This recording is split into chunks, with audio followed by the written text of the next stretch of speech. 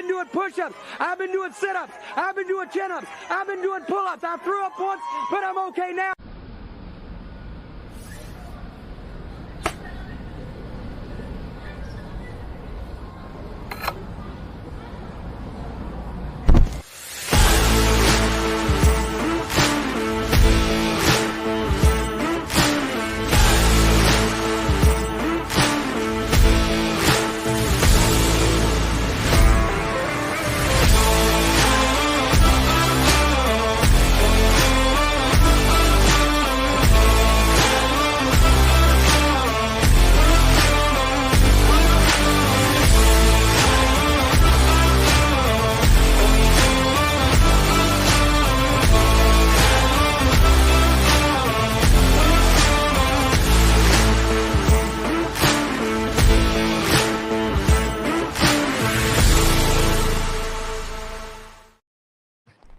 And welcome, ladies and gentlemen, to the Ysn Power Hour. We've got a big show for you. Chris Bundy is waiting backstage for us. He is the recreational manager at Mill Creek Metro Parks. He's got a lot to talk about, including all the great things that you can bring your son or daughter to do this spring and this summer at right down the road at Mill Creek Metro Parks. We're excited to have him on the show. He'll be out in just a couple minutes. But first, we get to On This Day in Sports History.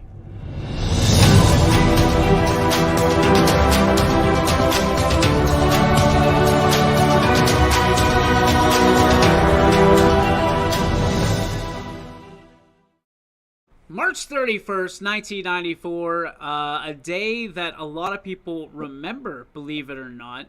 Chicago White Sox assigned former NBA superstar Michael Jordan to the Birmingham Barons of the Class AA Southern League. And then, as we all know, MJ returns to the league after, or I guess the association, after just one season. And goes back with the Bulls, and the rest is history as he wins 6 NBA titles.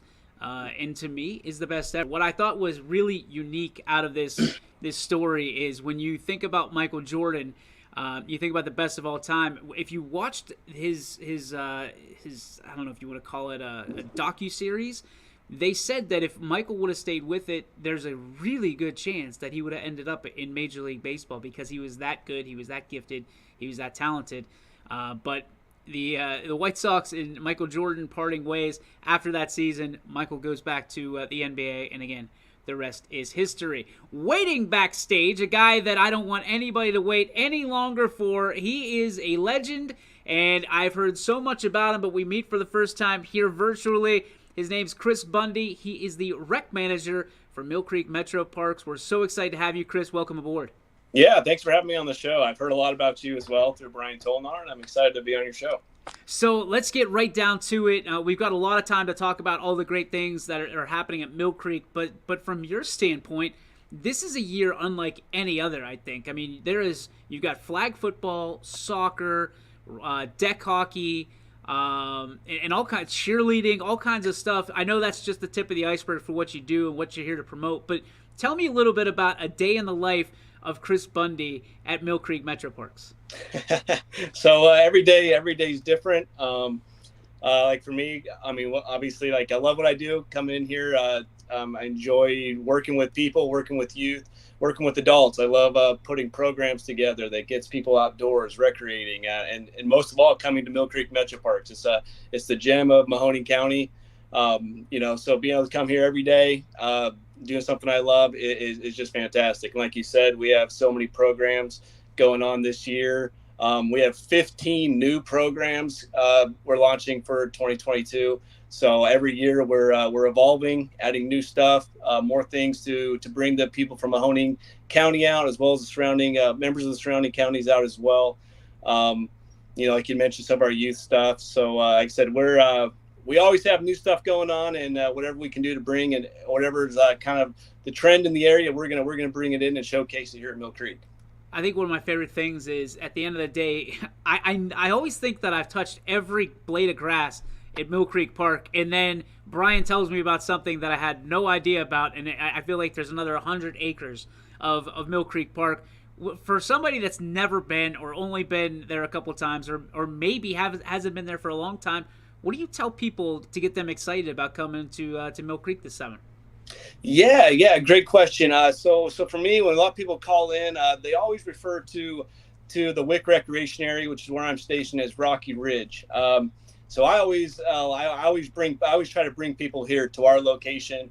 Like I said, we have the par 3 golf course, we have our batting cages, we have tennis courts, a state-of-the-art deck hockey rink that was donated by the Pittsburgh Penguins.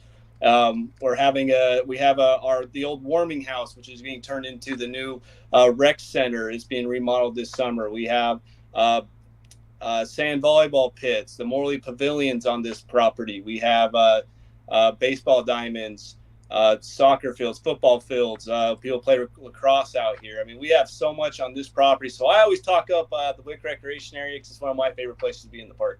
I'm a huge fan because I spent my entire summer in Mill Creek Park one year playing baseball at Rocky Ridge.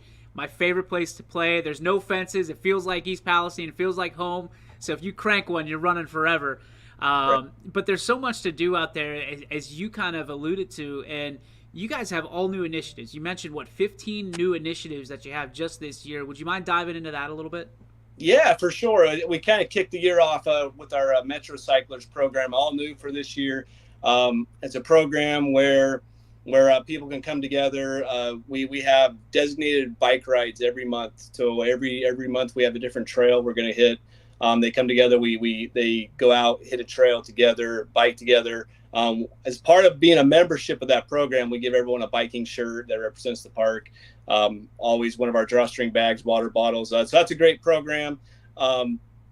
Rolls into another program we started this year. We're calling our 50+ spring baseball camp. We're pretty excited for that one. It was kind of more tailored toward that 50, like I said, the 50+ age group. But like I said, we're going to bring them out, do a bunch of just drills with them, get them in our batting cages, kind of knock the rust off before they enter into some of the hardball leagues that are in the area, which rolls into one of the leagues I'm most excited about is our youth flag football. So that's, like you said, all new for this year. We're affiliated with the NFL flag.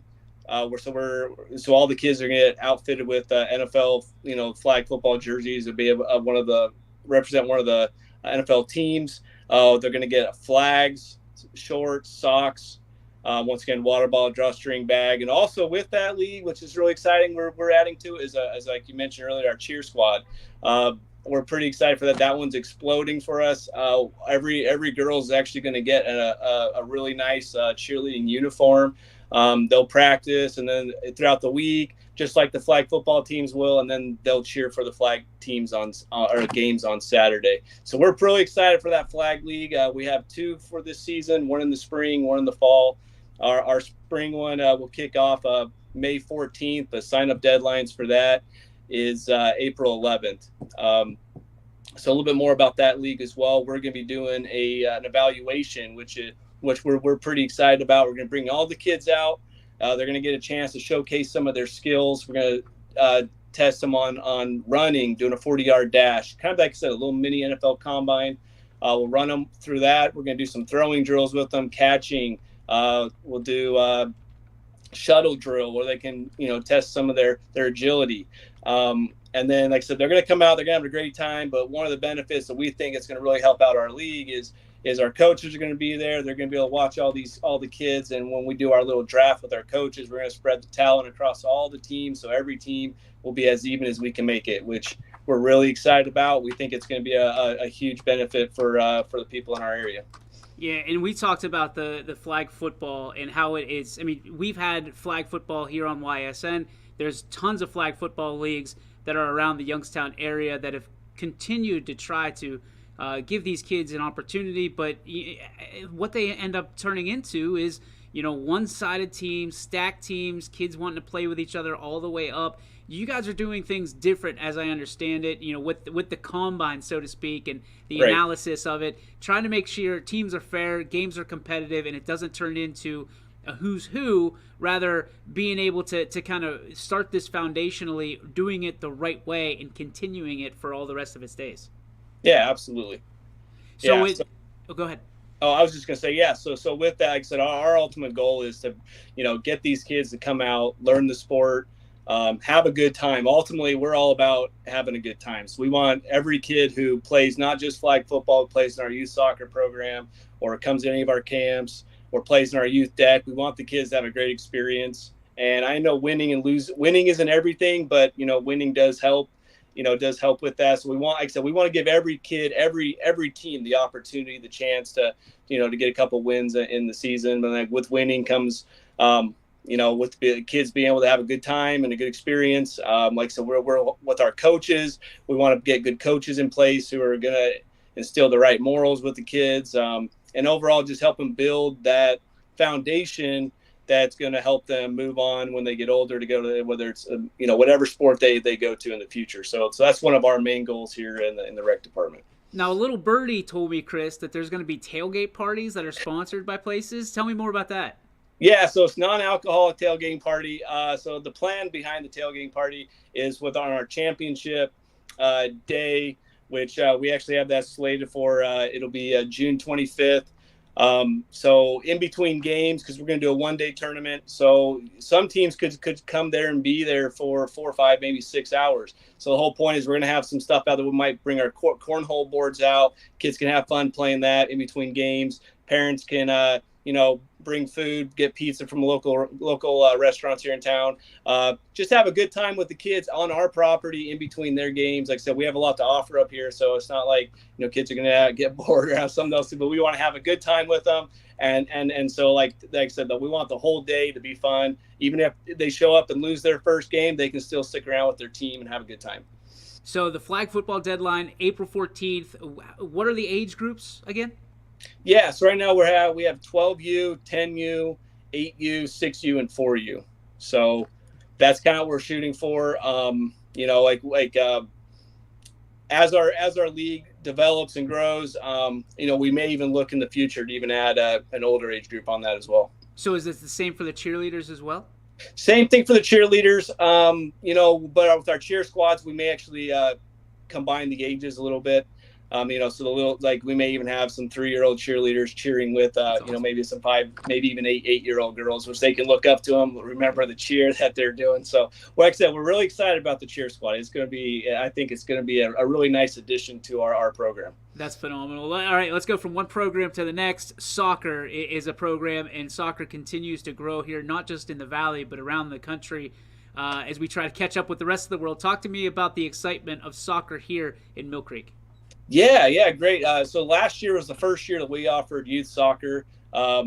We had it we did 5U, 7U, 9U, and then we kind of with the 12U. It was a great turnout, great success for our area. We had a lot of kids show up, and we're looking to do the exact same thing for this year. Like I mentioned before, the whole point for us to get everyone out, have a good time, have a great experience. We do all of our sports at the Wick Recreation area. So every kid will actually play at the bottom of our sled hills. But yeah, soccer's a growing sport. I grew up playing soccer and football.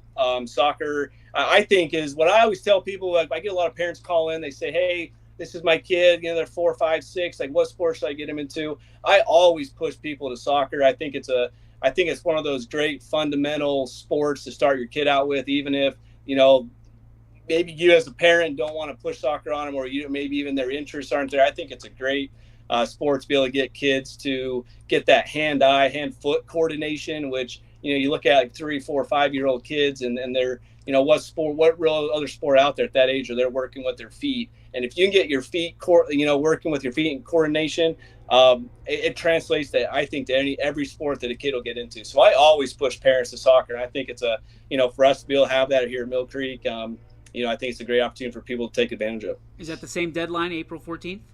So actually football is April 11th. Oh, I'm sorry. That's when we're doing no problem. But that's when we're doing our evaluation day, April 11th, April 12th. Soccer, the deadline is April 15th. Okay, April 15th for soccer. Okay, now this is the one I think I'm personally most interested in. Not that you'll ever catch me out there playing other than for a segment, but deck hockey is something that is really big in Western Pennsylvania, and especially all these places where typically there's an NHL team somewhere in the vicinity. Here in Youngstown, it's kind of interesting because we have the Phantoms, but it's still an hour and change to get to Pittsburgh, an hour and change to get to Cleveland, and then you have Columbus, which is 3 hours away. Talk to me about why it was so important for Mill Creek to bring in deck hockey and what you're looking to get out of it. Yeah. So I think like you had mentioned, I think deck hockey is a great sport for this area with having the Pittsburgh Penguins, just across the border, the Phantoms right here in the area.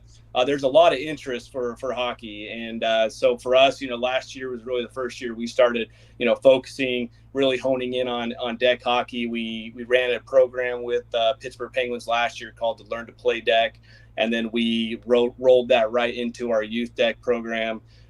This year, we're just doing our youth deck. The sign-up deadline for youth deck right now is June 23rd, with their season starting in July. Right now, we're actually taking a lot of registrations for our adult deck hockey program. That's going to kick off the last week of April. So like we have our deck rink, it gets utilized every day. I look out there, we have people out there playing. So there's definitely an interest in the area. I think just being able to offer something else that like you don't see a lot of deck rinks. I'm originally from Central Ohio. I've personally never seen one before coming to Mill Creek. Right. So I think it helps the area, and also with Mill Creek having something so fantastic to offer to people in Mahoney County. So if somebody's out there and they're intrigued by deck hockey, but they're wondering maybe if they're too old to play or they've never played before, what are the age ranges that you've seen out there so far? It's actually all ages. When we ran the Learn to Play deck last year, we had a lot of kids in that 4 to 6 year old range. Right now with our adult deck, we go 18 plus, and we get quite a few teams for that. And then just on the side, we see a lot of people out there practicing, whether they play in a hockey league in the area or they just want to go out there and smack a puck around. For like I said, for our youth ages, for us right now, our biggest age group is really the 3rd grade through 5th grade. Seems to be a lot of interest right there, so we run a pretty good league for that age group. But like I said, we see all age groups out there using the deck ring. What else is out there for people to do at Mill Creek Metro Parks? I know you talked about the batting cages, which I love. I'm a big fan of. I feel like there's always something going on in Mill Creek, no matter what time of year it is. Yeah, there's so much going on. Another awesome opportunity for Mill Creek is our disc golf course, which is located at the farms in Canfield, across from the Canfield Fairgrounds. We're going to be running two disc golf tournaments out there this year. Last year was the first year we ran one. We maxed out the field. We're looking to do the same thing this year. We're really excited for that. We run a really nice event with that. One thing with ours that we do maybe a little bit different than some of the other tournaments in the area is we still like to do tee times. So we bring everyone out. They have their exact tee time. They go out, play the course. And then they finish up right there at the end, which we thought was a pretty nice, cool little addition to that. But yeah, disc golf is a big one. I would highly recommend everyone at least buying a disc or getting a disc and going out and trying our course. We have 2 courses out there, an 18-hole, which is back in the forest, and we call our field course, which is up closer to the front, which is more of a beginner course. But yeah, it's a fun sport, and that's another opportunity that we currently have. And there's another one that's not really sports related, but the thing that's really taken off for us is we actually have our Metro Mutts program. I'm not sure if you're familiar with that one, but it's a pretty cool program. We do a lot of fun events with that. So basically, if you have a dog, you can sign up to be one of our Metro Mutts members, or just come out and join one of the hikes. But we do a lot of fun things with that one. We have we participate in the Canfield Fair. The Canfield Parade. We have what we call our doggy paddle boat ride, where we take our boats out at Lake Glacier, and they take their dog with them, which is also, that's a pretty fun one. We have a hot dog. We call it the hot dog cookout for our members. That we cook hot dogs, just have fun, have a little potluck. We call it our ho-ho. It's Santa paws. Bring your dog out. We make ornaments with their paws. They can hang it on the Christmas tree. And then we kind of end the season off with this year, we're going to be decorating a tree at the Fellows Riverside Garden with our members. So like I said, we have so many things. We don't just focus on sports. We go across the spectrum. We try to hit the age groups from toddlers all the way to seniors. So like I said, we have quite a bit. So if you're interested in getting into anything, give us a call. Yeah, and how do they get in touch with you? What is there a special phone number or an email address they can reach out? Yeah. I mean, you can always send me an email. Mine is cbundy@millcreekmetroparks.org. You can always visit our website at www.millcreekmetroparks.org. If you want to call me directly, you can call me at 330-740-7114. Also, you can always join and follow us on Facebook. So Facebook and / Mill Creek Metro Parks Recreation. That's our page. We always are posting our stuff that's up and coming on there. That's a good one to follow. Chris, we are so proud of our partnership with Mill Creek Metro Parks. We're looking forward to spending the latter part of the spring and all summer with you guys, at least once a month or so, out on the golf course and hopefully a couple different places throughout the park this year. So thank you so much for the opportunity to sit down with you and to educate people on all the great things you got going on. We'll see you real soon. Yeah, for sure. Thanks for having me on. You got it. There he goes, Chris Bundy, the rec manager of Mill Creek Metro Parks. A great dude, just a great dude, and they're all great over there, and they all care about the area, and they do everything first class. So if you're looking to do flag football, you're looking to do soccer, you're looking to do deck hockey, cheerleading, anything like that, you need to contact Chris and his friends over at Mill Creek Metro Parks because, again, first class all the way. A lot to still talk about. We're going to take an early break here, and then when we come back, we will have Eddie Kiernan joined us earlier today. We'll talk to Eddie a little bit about what's going on at Warren JFK, what he's up to nowadays. It is Ivy Day that I learned about today, so we'll learn a little bit about that. And then we've got some breaking news on YSN. Well, maybe it's not breaking anymore, but we broke it earlier, and we're excited to be, once again, expanding our reach brick by brick. We'll be right back on the YSN Power Hour here in just a few moments after the break from our great sponsors. Every customer has a story, and at Greenwood Chevrolet, we are committed to making sure it ends with you in the right vehicle. I get to be part of somebody's adventure, whether it's buying a car for the first time, helping them get approved, or finding the perfect car for their budget. I'm proud that people trust me with their finances. They trust me to take care of them, and they trust me with their story. I'm Tracy, and I'm ready to go the extra mile for you, only at Greenwood Chevrolet. Working with your family can be stressful at times, but because they're family, you know that you're going to get a loving, honest answer, even when things don't make sense, to any problem. Dealing with Medicare can be confusing and overwhelming. That's why here at Myers Family Insurance, we do our best to give you honest and caring answers to all of your questions.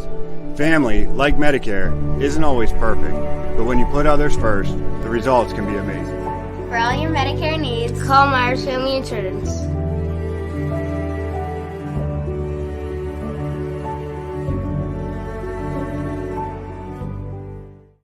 Storm season. I think we're under the gun for some heavy storms over the next couple of hours. And Storm Tracker 21 is ready. This is probably the one we're keeping a closer eye on. On air. And locally, we're going to have a lot of eyes on our area. Online. All right, let's talk high-risk futurecast and the timing of this weather. On social media and on our app. Notice we'll have scattered showers on Thursday. Stay ready with Storm Tracker 21. The severe weather threat now through around sunset this evening. Hi, this is Tommy Clem, owner of WRS Insurance Solutions. WRS Insurance Solutions is a local independent agency that specializes in life, Medicare, long-term care, and disability products. Call us at 330-953-3722 or visit us at wrsinsuranceSolutions.com to learn more. Good luck to all the student athletes in the Valley. Hi everybody, DJ Yoakley with you with another player profile of Warren JFK, one that has eluded me for 4 years, and I finally able to reel him in, the big fish. I have gone after Moby Dick with tartar sauce, and we have come out with the man, the myth, the legend, one of the greatest student athletes that I've ever covered in my tenure here at YSN, Mr. Eddie Kiernan. How are you, buddy? Good. How you doing, DJ? I'm doing well. I love seeing you bright and shiny in this this morning setting. You got the JFK banner behind you. Oh yeah. We needed a good good environment for the interview. So good backdrop. I like it. Good backdrop. That's right. So obviously a lot of success over your tenure as just a student athlete at JFK through the football program, and you just told me you're doing shot and disc this year as well. Talk to me about, the last 4 years of football, what it was like and what a whirlwind it must have been for you. Yeah, so I mean, it's to put it into simple terms, I mean, it was really life-changing. At JFK, football's huge. It's such a crucial part of our culture here at Kennedy. And I remember going through junior high, always seeing the state championship team in 2016 and kind of looking at those guys and seeing the success they had. And it kind of made me fall in love with football. And once I got to high school myself as a freshman, contributing to that team, and over the years growing not only as a player, but as a person, and most importantly, probably for me, is as a leader. Taking the teams that we took, we went to won back-to-back regional championships last 2 years. We went to a state championship game, and then obviously last year, or I guess this year, a state runner-up, or not state runner-up, excuse me. What would you consider? Yeah, before state runner-up, state semifinal. There it is. Right. So no, I mean, just for me, growing as a person was so huge during that time, and contributing to this culture we have here at Kennedy. You see all these K's behind me. Big thing we say here at Kennedy is, representing the K, and that's always been pounded into me. And I feel like our class and me specifically, we really represented the K. We represented the culture well. We added to the culture, and we continued the culture, and that's really all I cared about when I was playing football. And I'm happy that we were able to do that, honestly. Yeah, it's funny you say that. You talk about your leadership. You talk about the legacy that you guys left as a class. When people talk about you, Trip, it's all about, you being a leader, you being a prime example of representing that K. When people tell you that, how does that make you feel that you have really created something of a role model status at Kennedy that you leave behind for obviously so many, including some even in your family? Yeah, I mean, for me, it's just about like having an impact. We can go back to football. I remember after freshman year, person by the name of Frank Tempesta, who you probably won't ever cover in the news, but he's our strength and conditioning coach at Kennedy. I remember him coming to us after that year and saying, we need to get in the weight room and we need to do it early. And part of that was the 5:30 a.m. liftings. And that was so huge for me to begin going to those, because he taught me how to be a leader. Frank Tempesta, our strength and conditioning coach, taught me how to be a leader. He taught me what accountability meant. It was waking up early. It wasn't skipping sessions. It was holding yourself accountable first and foremost, and then holding others accountable. And I saw that as I did that, as I held myself accountable, I got better. And then as I held others accountable, they got better. And when everyone gets better, the team gets better, and you only see success. Sorry about that. Make sure you don't report to the gym, man. Don't report to the gym, no. But yeah, no, as time went on, and as I learned more from not just Frank Tempesta, but some of my other coaches, some that come to mind would be Coach Beck, who's the head coach my first 2 years, Don Prologo. Coached my last 2 years. Other notable names would be Danny Stella, and then just people around me, teachers, Elise Consiglio, Joe Keneally, my father, Ed Kiernan II. Just people in my life taught me how to be a leader, what that meant, and to hear that, how much they influenced and impacted me, to hear that I may be doing that to the next generation here at Kennedy, that's huge for me, because that's all I've wanted. I just want to make an impact. And if that means, whatever that means, I'm happy with it. I'm proud of it, and I just want to keep doing it. So many people have really dove into being, you say making an impact. So many people want to be a role model in this world and really struggle to get there. You do it with, and I don't want to take anything away, you make it look easy. And obviously there's nothing easy about it. The hard work that you put in. You mentioned the 5:30 workouts, the time that you have to put in the books to be who you are and to continue. Looking at Ivy League schools. Talk to me about understanding the work ethic that you had to have. Where did you develop that? How early in your life? And how have you continued to kind of churn that along in everything you seem to do? I'd say that kind of started with my mom and my dad, two like very hardworking people, especially my mom. She's a physical therapist, so she's always been at work, and I always saw that when I was growing up. Was her work ethic. Same with my dad. He's in business, so he's always traveling. I just saw how hard they worked, and then they really instilled in me, especially my mom, when it comes to academics, the importance of your grades. And somehow through that and through athletics as well, you develop this sort of competitiveness, where it's you want to be first, you want to be the best. And when you have people around you, friends, that's why I love all my friends. They're just as competitive as me. And that's not just, with football, or not just with whatever, baseball, basketball, euchre, we play cards, in school, it doesn't matter. They're competitive. They want to win.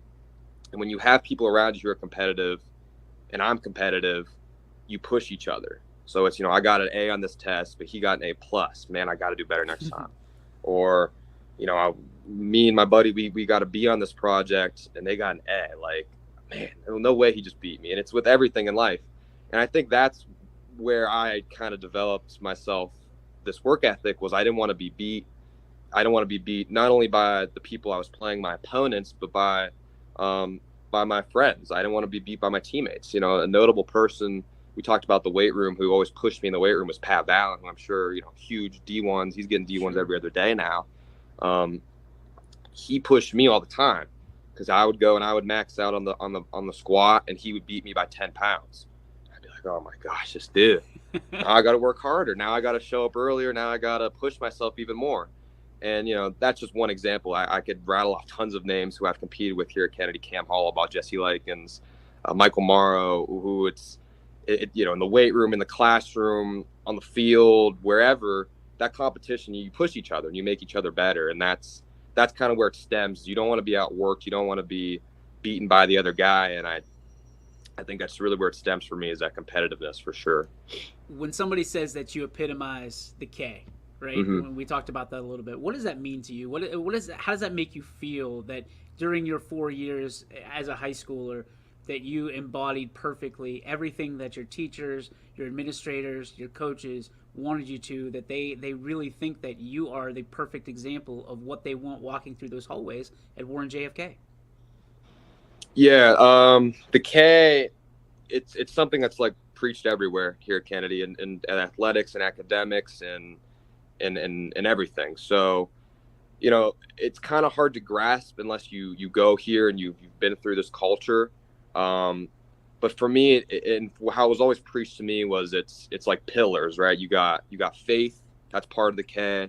You got the family, your family, the Kennedy family, and then you have just being excellence. It's excellence as a whole.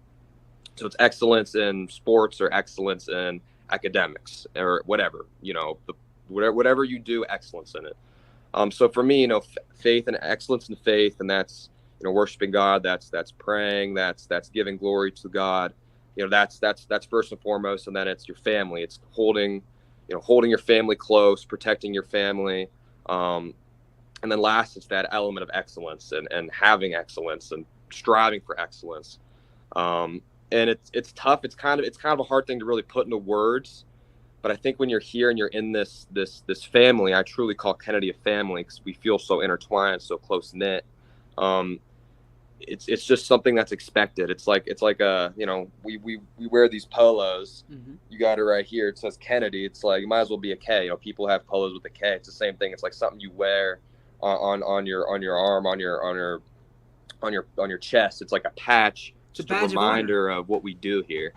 So to say that I emulate that, I wouldn't say emulate that at the best. There's a lot of areas that I definitely believe I can improve on in that regard. But that's very it's very humbling, and it's very uplifting for sure.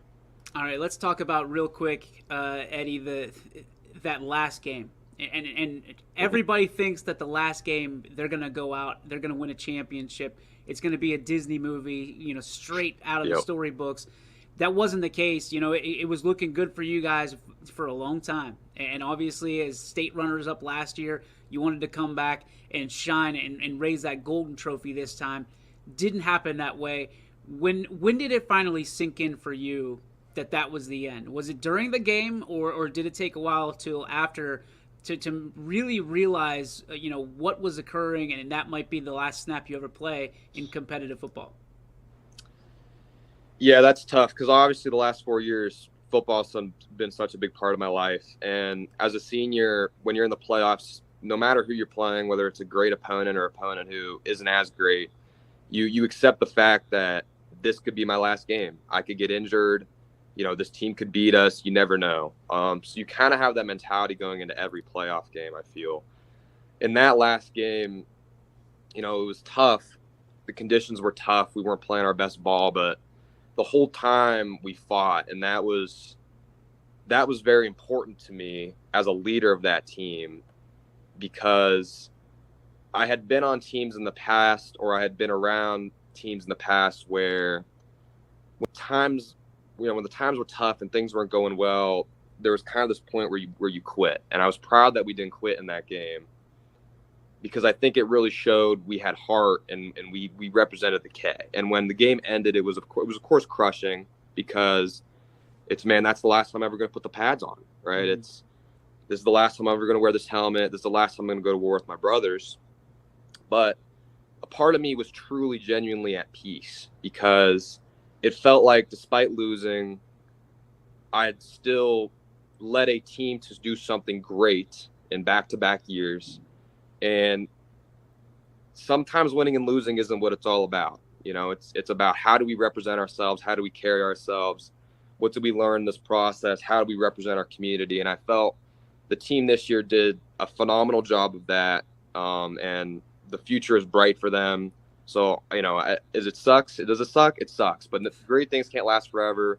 Like you said, sometimes you can't get that storybook ending, but I'm very proud of everything I accomplished. I'm very proud of everything we've accomplished, the senior class, and the future is bright at Kennedy.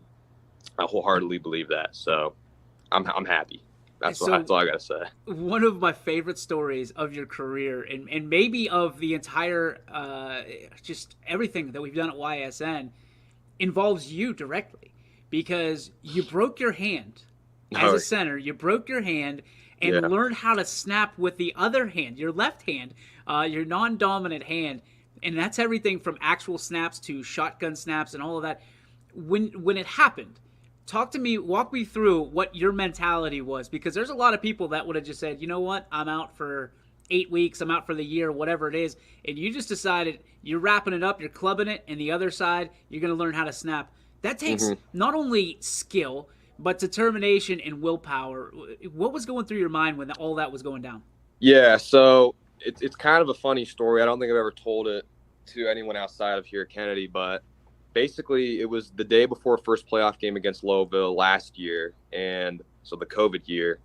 And we were just going through some hand stuff on the D-line. My buddy Liam went to go set, and I just hit wrong for whatever reason. I don't know if my hand got stuck on a pad. I don't know what. For whatever reason, I hit it, and I just felt an immediate pop in my hand. I'm like, this isn't good.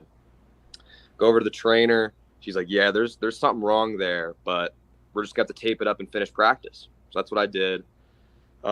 We finished practice. I get home. It's still a problem, but the game's the next day. So what am I going to do? Right. Like I'm not going to cast this thing up and not play in the first playoff game. Like I got to just deal with this. So we wrapped it up for the next day. We played, we beat Lowville. And we went to the doctor the next day. He got an x-ray. Turned out it was broken. The doc basically told me, we can't tell you what to do, but I would recommend not playing. And at that point in the season, we're championship hopeful, right? We got the team that we believe can and will win the state championship. We had just won our first playoff game. And in my mind, I go both ways, center and D-end. I'm on most special teams, and I know I'm one of our best players and our leader. I cannot sit out this game, the rest of these games, because if I'm sitting out, I'm sitting out the rest of the year. And it wasn't even an option for me. It was, we're casting this thing up, we're wrapping it up in a club, and we're playing. And I remember asking my O-line coach, in regards to playing center, obviously I'm right hand dominant. I snap with my right hand. I'm clubbing my right hand. So do you want me to move to guard? Do you want me to move to tackle? What makes this easier? What do you want me to do? He basically told me, he's like, listen, learn to snap with the left hand. He's like, you can do it. You're smart. You work hard. And he's like, you can pick it up easy. And I started looking up, and I remember I looked up. Do you remember, the name's blanking me right now, but there was a Jets, because I'm a Jets fan, so of course this is what came to me. There was a Jets center back in the day, like early 2000s. He broke his hand. And instead of sitting out for 6 weeks, he just casted it and learned to snap this other one. And I'm like, if he can do it, I mean, of course he's a pro, but if he can do it, I can do it. So I learned to snap the left hand, play defense with the left hand, and honestly, I played some of my best ball. So it was like, it was like, you lose one of your senses, everything else, it gets enhanced, right? You lose your eyesight, your hearing gets advanced. So it was like I lost that hand, but then everything else got enhanced, and I played some of my best ball, and it was just, I was battling through adversity. To me, it was never an option of not playing. So I'm happy. Of course, I played through it, and we made a great run because of it, and I'm just happy. I'm happy because of that. So. One of my favorite stories ever, man. It just thank you for that, because I will live with that the rest of my life. And I mean, there's no excuses at that point. And if you can play with a broken hand, I'm sure it was tough for anybody that got injured, during that playoff run to say, "Oh, I'm out," because you're looking at a center with a guy that's snapping with the other hand. So kudos to you, man. All right, let's talk about track and field real quick. There's a different mentality for you. And you were kind of a cool, calm, collected dude in those pads. Are you able to take the same mentality onto when you're throwing shot and disc, or is it a different mentality? How do you change from being the cool, calm kid and with this great mentality, well spoken, to being an absolute animal on the field and throwing shot and disc? Yeah, I mean, for me, for on the field, it was always, I got to keep my composure as a leader, because I can't. If I get too hyped up, if I get too crazy, everyone else sees that, and we get off the chain. So it was always for me, I got to keep my cool. But there are obviously those times you get jacked up, you get hype. I mean, it's a physical sport like football. And honestly, in a lot of it's very similar in some ways to track and field. You can't get too high, you can't get too crazy, because if you do, your technique goes out the window. So you kind of need to stay calm. You need to stay loose. That's super important. That's something I'm trying to learn to do better at, is staying loose. So your technique can flow correctly, but you still need to have that controlled aggression, that controlled anger.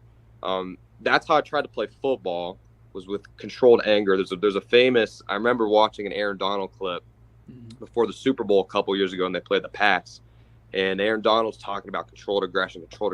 I loved that idea of you're like an animal in a cage with all this anger and all this rage, but you need to stay calm. You need to stay collected, and you need to just go about your business with that aggression locked away and whatnot. And I think that's similar in football. That's similar in track, where you can let yourself go a little bit. You can't get too crazy, because if you get too crazy, stuff's going to start going wrong. But yeah, just that mentality of controlled aggression for sure was what I try and attack sports with, really anything with, I think one of the coolest things about you, man, is your family. You have a great family. You have 4 great parents that look up to you as a young man. You've got a younger brother who I think is the bee's knees, man. He is so cool.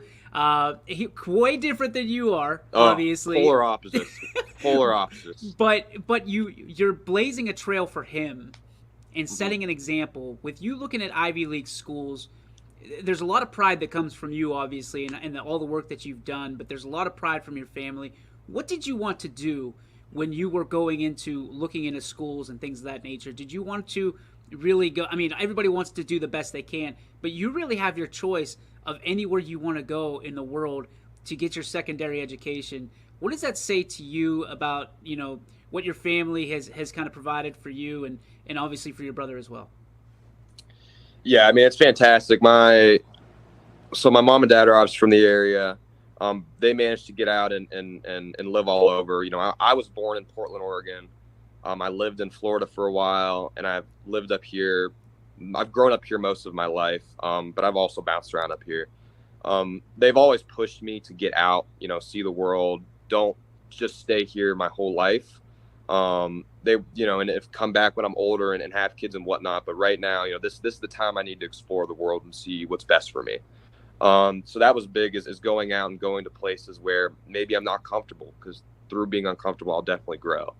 So that was a focus. And then again, my mom has always been focused on academics. Has always pushed me to do the best I can in academics. And, when I started to realize that the best that I can do is something that can lead me to some really prestigious colleges, I wanted to pursue those. Because when you get out of a college, or when you graduate from a college like an Ivy League, it sets you on a very unique path. And the people you meet while you're at it at the school like that is really, you're meeting the next Mark Zuckerberg, you're meeting the next Elon Musk, you're meeting the next giants. And if you can connect with someone like that, you can do some great things, and you can help yourself and you can help your family. So, the support system, that not only both my parents, my mom and my dad, but also my step parents, that they've provided for me. It's been fantastic. It's been, there's nothing more I can ask for, truly. And then in regards to my brother, he's a crazy one. He's a wild one, very different than me, but he'll find his own path, I'm sure. I just hope, I can serve as that inspiration for him, whatever he wants to do and whatever his path ends up leading. I just hope, in, what is it going to be, like 8 years now, when he steps on that football field, I'll be watching from the stands, and, he'll be doing crazy stuff and have his own stories as well. That's all I want to see from him. And if it's not on the football field, whatever makes him happy. But I can't wait for that time to come, for sure. I love it, man. I can't tell you how big of a fan I am of just you as an individual. What you've done in the classroom, what you've done on the field is nothing compared to who you are and what you're going to be in the years to come. We wish you all the best, my friend, and we will be following with a close eye wherever you go. Just thank you for all the memories, for all the great opportunities to cover you. Thanks for all the support. Oh, thank you, DJ. Thank you. Everything you do at Ysn is so awesome for the community. I talk about it all the time with my dad. I talk about it all the time with everyone. So, you guys keep up doing what you're doing. You're bringing some great stuff to the area. And, until next time, I guess, right? Ladies and gentlemen, Eddie Kiernan, thank you so much, brother. Thank you, DJ. Appreciate it. So there he is, one of the coolest cats you're ever going to meet. And it took me 4 years. 4 long years to finally get that sit down with Eddie Kiernan. I was not going to let him go. I could have went on for another 45 minutes with that young man. He is so talented and so many different levels. When you talk about his charisma, his passion, his drive, never-ending motor that he has, and it just runs so high all the time. But he's so calm and collected all the time. It really is something to see, and I really did mean it. His family is phenomenal. To have so many great support systems and individualized support systems inside one family, it's great. It's great to see. It's why it makes me smile each and every day, being able to watch kids just like Eddie Kiernan be able to be supported throughout their journey of what childhood is. And that's, it should be a joyful experience for every kid to have a childhood. We know it's not always like that, but that's one of the reasons that we're here, and one of the reasons we do what we do is to make sure there is a little bit of joy in each and every step of the way for those kids that play sports. And like I told Eddie before the interview, I don't care that he's not playing sports at the next level. That's not what's important to me. What's important is he continues to lead by example. Because kids, again, we've said it, the statistic is 7% of high school athletes will go on into college and play sports. That's 93% of high school athletes that won't. That's the bigger picture.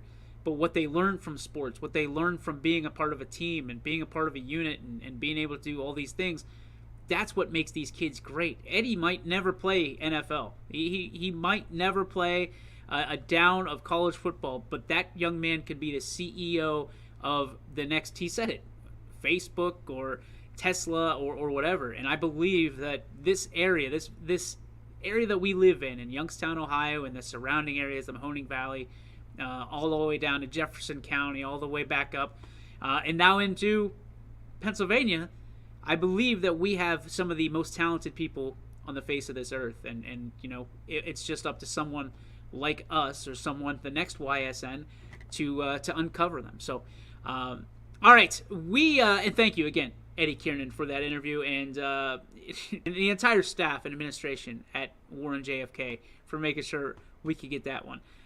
We do have some news to report. Of course, a lot of games on the network here today. I'm going to get them for you, but before I do, it only makes sense to be able to make this announcement right here.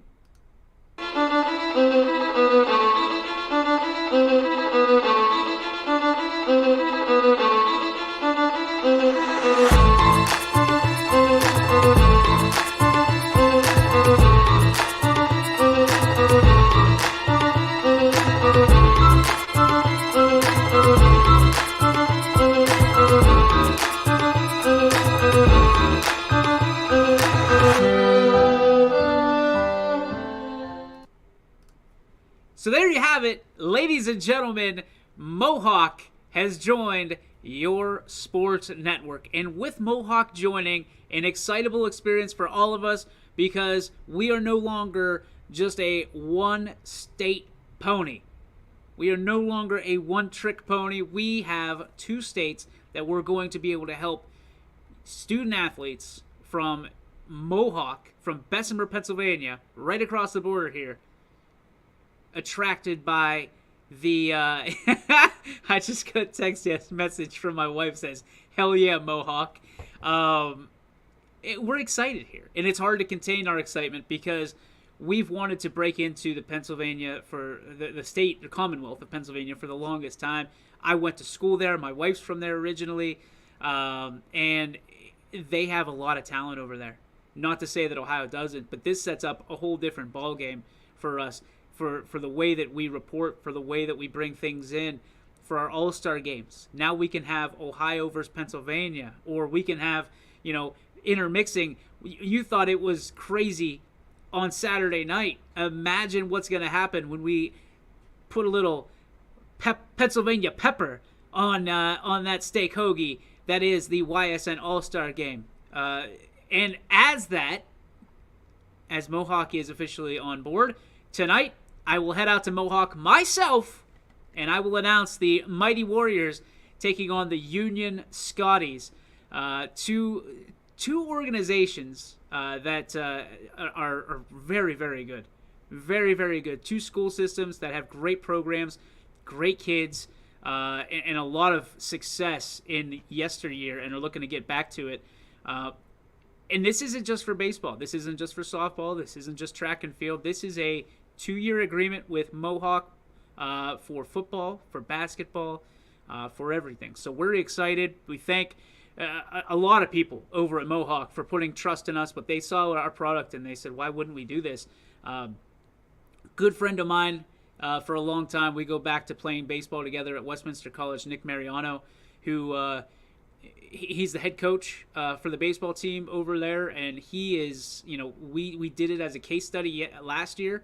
They loved what they had. They were frustrated, I know, to not have it for their first game, but better late than never, right? We got everything in order. The contract is signed. We are sitting here, and I will be leaving for Bessemer in the next 5 minutes right after this show, and we will be able to bring that to you. Otherwise, on the network, we have a lot of action for you as well. Latonia at Struthers softball at 4:45, so that baby is cooking right now. So get on over to that. Canfield at Poland right at 5 o'clock. It's 3:45. What am I talking about? 4:45. Don't listen to me. I don't even know where I am right now. I'll be in Toledo tomorrow, so I don't even know. I have no clue. Don't listen to me. 4:45, you can see Latonia at Struthers softball. 5 o'clock, you'll be able to see the Battle of 224, Canfield at Poland softball. Some excitement from Poland. Was it last night or the night before? There was Mary Brandt had a walk-off winner, 2-run home run. in the 7th inning. Make sure you keep your eye on that. Canfield just got they're just happy to not have to play Austintown Fitch at this point, I'm pretty sure. So good luck to both those teams. Canton South at Salem Baseball.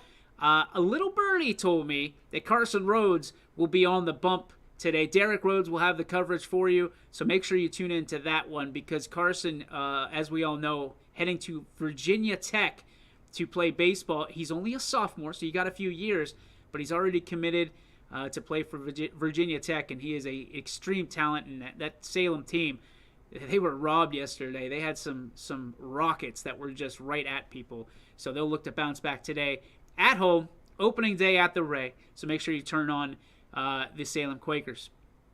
Hubbard at Springfield Softball. You got that at 5 o'clock as well. Lakeview at Struthers Baseball. So the Wildcats of the Diamond going to be taking on the Lakeview Bulldogs. That's at 5 o'clock. I believe that's at Scene Park, if I'm not mistaken. So check that one out. Poland at Fitch. This is going to be a brawl, and my boy Joe Roth is going to be on the bump. So make sure you tune in to that one. Excited to see Joe and his team get at it after a big extra inning win last night. I know that they wore the red. They're like one of those travel teams that have 75 different jerseys and 75 different combinations. I'm excited to see what they bring out tonight. I wonder how they talk about that, how they figure out what they're going to wear on a nightly basis. Last night it was red hat, red jersey, white pants.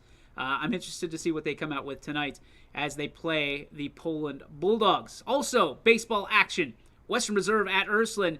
The Fighting Irish with a big victory last night over the defending state champion Warren JFK Fighting Eagles. South Range at Cardinal Mooney. We'll have that one for you as well. I think Alex on the call for that, if I'm not mistaken. If not, he had a hell of a lot of information about that game that he was talking about during his show. Warren Harding at Cardinal Mooney Softball. We'll have that. And, of course, at 5:30, we will have Union at Mohawk Baseball. Our schedule is always subject to change. And, of course, we're bringing you as much as we humanly can on a Thursday night. More games tomorrow. A couple of games were canceled, as I know about. We'll try to get those rescheduled for you so we can keep that same number. I know Quinn Pushkar is a guy that wants to be a stickler for that number. That brings us to the end of the show and the wrap that we're going to put on it. Let's put a little bow tie on it. Here we go.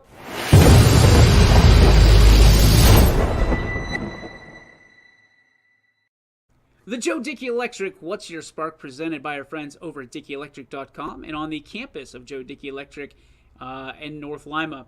Today, for me, it's all about watching these teams get together, watching them play sports in general. But for me, spring sports always bring out the best because dugout talk is the best talk, right? You hear that we call it chirping in the dugout. The girls are far less just, I don't want to say aggressive than the guys are, but there's something about listening to the guys in the dugout. If you're not listening to us on YSN and you're at a game, just kind of focus on what is said in the dugout because there's a lot of good stuff, a lot of good one-liners that come out of there. Get him a bucket, he's throwing up, things like that. That I love. Kick it around, see what it eats. There's a bunch of those. It's my favorite time of the year, and if you've watched this show and you know me, you know that this is the most joyous time of year for me. More so in the spring. Summer's still good, but it gets a little toasty out there, and it's just more about travel ball and things of that nature. There's something special about playing for your school. There's something special about wearing that jersey, especially for the 4 years that you have.